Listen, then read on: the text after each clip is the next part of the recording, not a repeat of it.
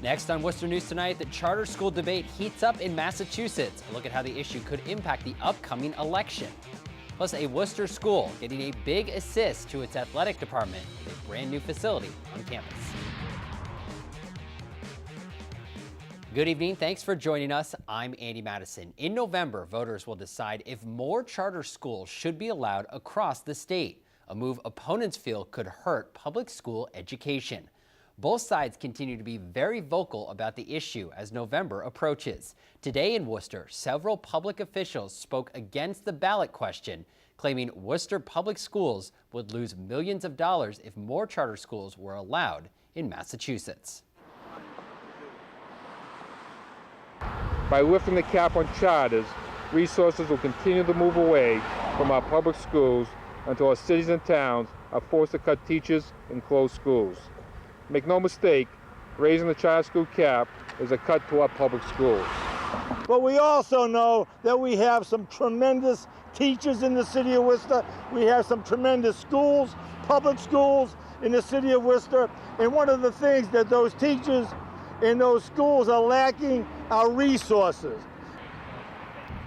The group claims Worcester public schools are already losing about $22 million to charter schools each year. Supporters of lifting the charter schools cap say children's education should not be limited by their location, and the option allows the parents more freedom because all children learn differently.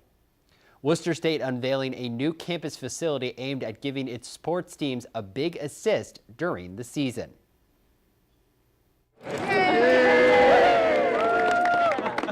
Local and state officials on hand for the official ribbon cutting of the school's Wellness Center, the $52.6 million building offering space for fitness, sports, and a place to gather to watch Worcester State athletics. The school's president says the new center will help promote wellness among students. In the making, the $52 million, though, will help to retain our students on campus and provide us with a first-class facility for our students and our student athletes.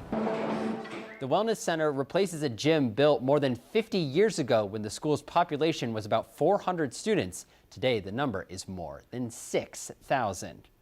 Well, keeping the city's youth active and out of trouble, it's a big reason behind major renovations at Worcester's main sports complex, Commerzbank Field at Foley Stadium. It's had a lot of work done recently, and earlier today, the city and its partners celebrated the team effort it took to renovate parts of the facility. Our Rosalind Flaherty was there and has a look. Based on the philosophy of keeping kids busy after school, giving them a place to play. And thanks to almost $200,000 in upgrades, the aging sports facility at Commerzbank Field is transformed into what city leaders call a first-class facility. Tuesday, a ribbon cutting celebrated the refurbished field hockey, baseball, and soccer field at Foley Stadium. This really is the heart of our sports complex for the city of Worcester. The complex received new dugouts, new fields, and a scoreboard, all with the help of the Worcester District Attorney's Office diversion program, Home Depot, MassDOT, Commerzbank, and the city. You give kids a place to play around responsible adults. You're going to be keeping them away from alcohol, drugs, and poor decisions. The DA's diversion program allows young people who get arrested for certain offenses to complete 8 hours of community service in exchange for having their charges dropped. The program supplied some of the workers for the project. Have them come out to a field like Commerzbank Field at Foley Stadium, do the work on the field. Early says it's important this time more than ever to keep kids busy after school. And especially with the opioid crisis that we have going on now, we know for every dollar we invest in these prevention programs, it'll save us $7 to $10 down at the courthouse and the criminal justice system. The new refurbished fields are already in use.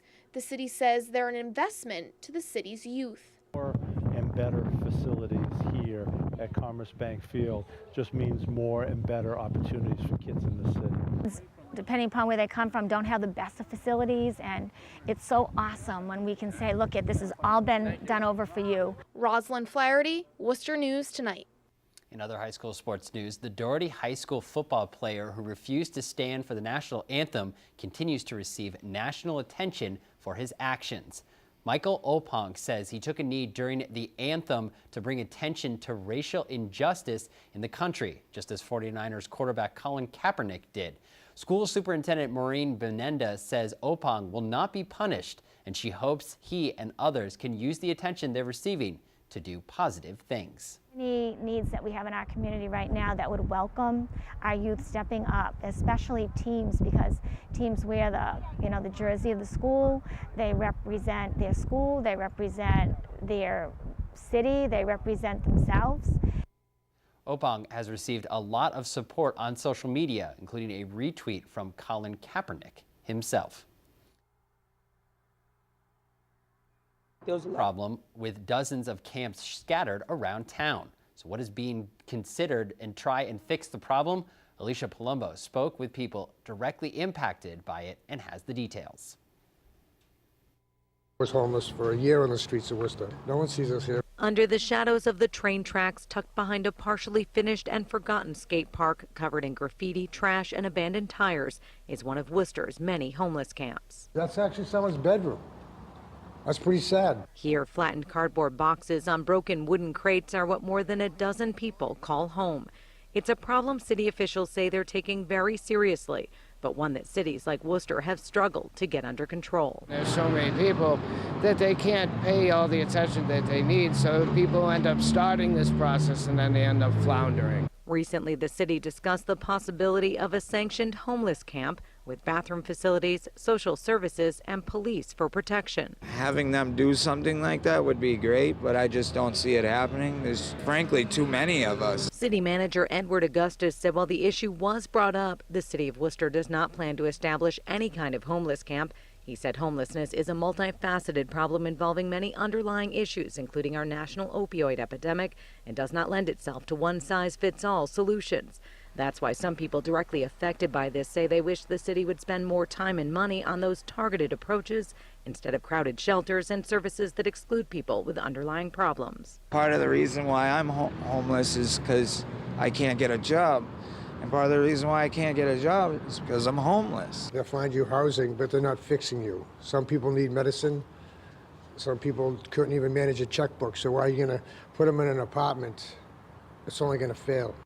The city manager said the city recently hired a homeless outreach coordinator who is working alongside its new quality of life task force, and the task force is visiting homeless camps like this one to try to identify chronically homeless individuals and try to see which services are actually being used. In Worcester, Alicia Palumbo, Worcester News Tonight.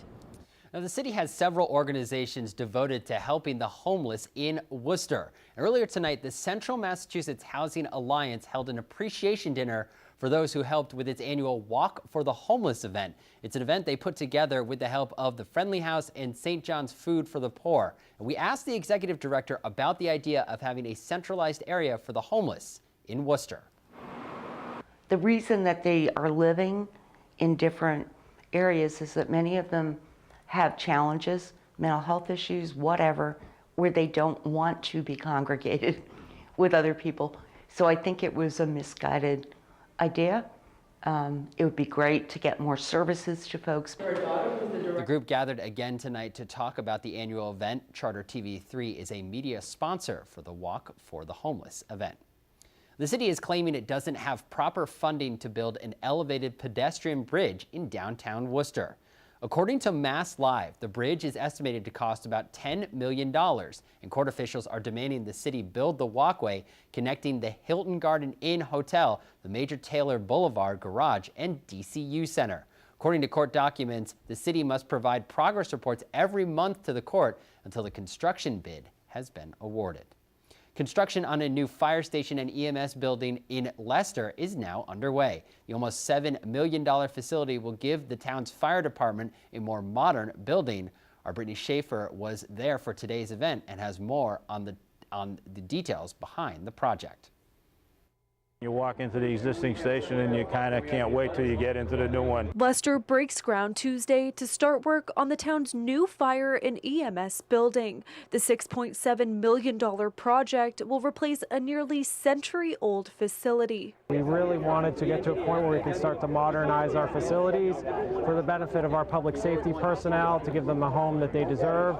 Fire Chief Robert Wilson says the new building is almost 5 times larger than the current one and says he's been waiting a long time for this day. The old station basically is beyond repair and it's not really livable conditions. After 95 years, I think it's been time for a new station here in the town of Leicester. You know, our emergency personnel, our firefighters, they deserve a good, modern, adequate facility. I've been on the Board of Selectmen for 21 years now, and this has been a project on our front burner for that time. The new building is centrally located, much larger, and will be safer for firefighters. Giving them a home that they can feel proud of will, enhance the services that we provide to the community and make them feel better about going to work every day. Construction is expected to take about 9 months. Town leaders say the project wouldn't be possible without the support of the community. When we presented that to the community overwhelmingly voted to tax themselves to pay for this. And that means taxing themselves. There's no state money in this physical facility. So the structure is being built by the community for the community. Brittany Schaefer, Worcester.